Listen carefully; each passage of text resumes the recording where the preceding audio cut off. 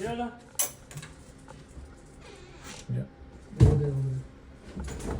Okay, so that's your fire alarm. All normal.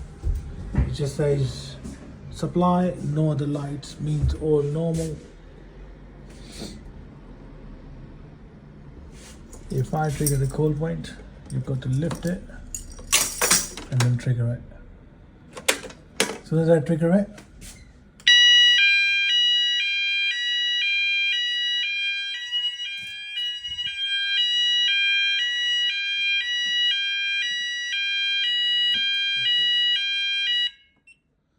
so press the key, the light comes on, silence alarm.